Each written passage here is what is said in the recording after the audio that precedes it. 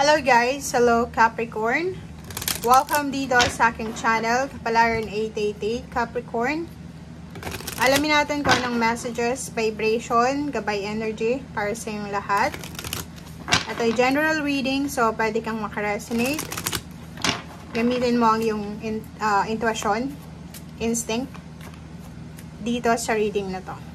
Oh, gusto niyang sumama. Okay, Capricorn. Wow. So, meron tayong first two cards sa first deck mo. Ang first card natin is Golden Opportunity, Bright Future. So, sinasabi ng baraha, Capricorn, huwag kang masyadong mag-alala. Stop worrying. Everything is going to be fine. Diba?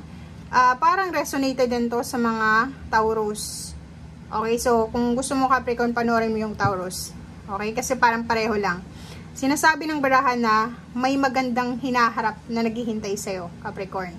Ibig sabihin, may nakadestiny na magandang bukas para sa'yo.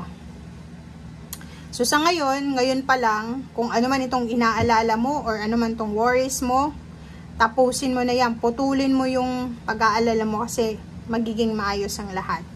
May isang golden opportunity, mga importanteng pinto, doors, windows, na magbubukas para sa'yo. So, take the opportunity and pumasok ka dyan sa kung ano man oportunidad na yan na posibleng pumasok sa buhay mo. Huwag mong sayangin siya. Okay? Okay. Capricorn.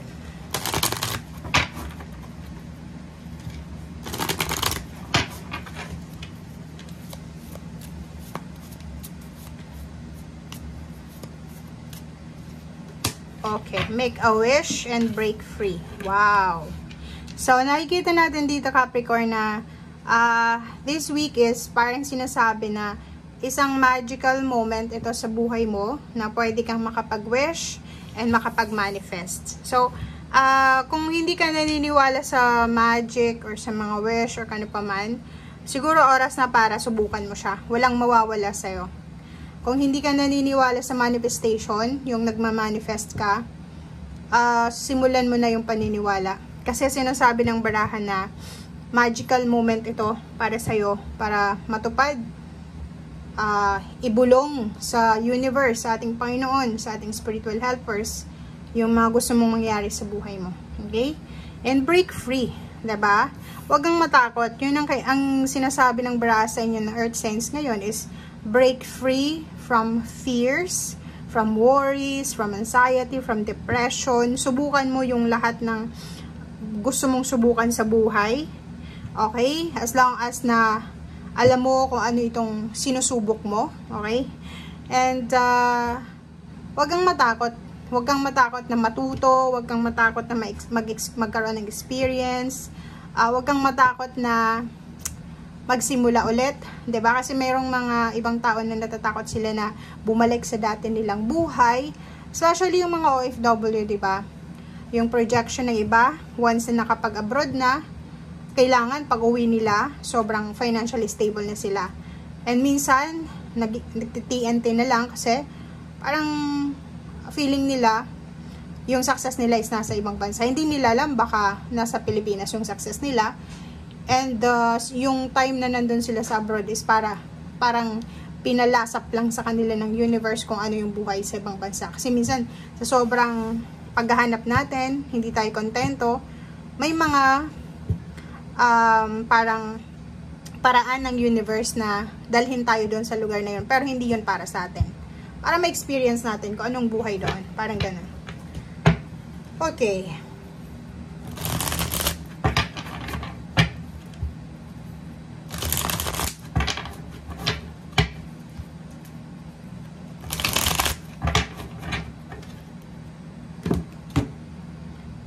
Okay, Capricorn.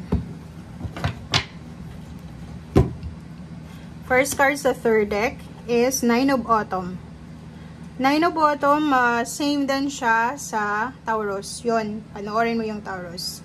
Sa linggong ito, if feeling mo sobra ka ng pagod sa pagtatrabaho, pag-iisip, or kung ano man tong parang kailangan mong balansehan sa sarili mo, kailangan mo ng reward. Kasi parang nakikita mo na puro lang kayod ka lang ng kayod, wala man lang appreciation, wala man lang na rewards, awards, or kung ano man na papuri.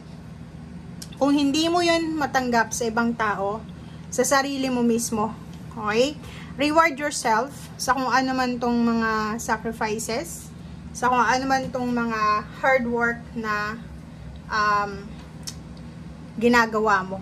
'Di ba? Kasi pag binibigyan mo yung sarili mo ng reward or appreciation, parang mas nagiging motivated ka, 'di ba? 7 of bottom. Yun. Kailangan mo ng pasensya sa linggong ito, and wag kang mag-aalala. Pareho-pareho talaga kayo, mga earth signs. Panoorin nyo yung mga zodiac signs nyo, Capricorn, Virgo, and Taurus. Kasi lahat ng barahan nito, same din siya. Have patience and don't worry, okay? Take time to rest, and planuhin mo yung mga next move mo, okay? And kung halimbawa yung pinaplano mo is business, kailangan mong maging matalino, maging wise, pag-aralan kung ano man itong gusto mong pasukin na business. 8 of winter, believe in yourself daw. Magtiwala ka sa sarili mo, okay? And be confident. Kasi pag nawalan ka ng confidence, doon tayo magkakaroon ng problema. Kasi pag nawalan ka ng confidence, mawawalan ka ng interest. Pag nawalan ka ng interest, mawawalan ka ng parang pakialam. So, dito, sinasabi na nasa iyo na ang lahat. Kung ano man tong pangangailangan mo, nasa iyo yan. Huwag ka lang makaramdam ng self-pity. Feeling mo powerless ka, pero nagkakamali ka doon. Okay? Kasi sobra kang powerful eh. Zero the dreamer. 'Di ba? Yakapin mo, tanggapin mo kung ano yung true purpose mo. If kailangan mo magsimula from the bottom, from the top, gawin mo siya. Huwag kang matakot. Yun yung sinasabi ko si kanina. Huwag kang matakot magsimula. Huwag kang matakot na magsimula kung nasaan ka sa ngayon. Okay?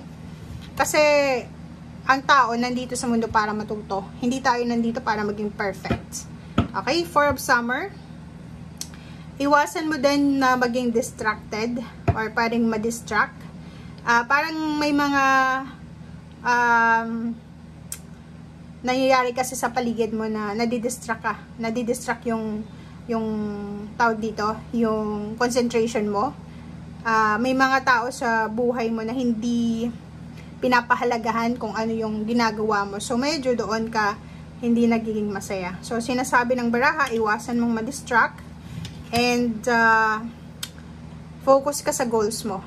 And last card natin is 10 of autumn. Sinasabi ng baraha na ito na yung tamang oras, ito na yung tamang panahon para i-ensure mo yung financial security ng iyong buhay. Okay? So, same din dito, investment. Kung gusto mo na mag-invest money or retirement or kung ano pa man, kung halimbawa nasa edad ka na para mag-invest sa ganyan, gawin mo siya as soon as possible. Okay? Thank you guys. Bye!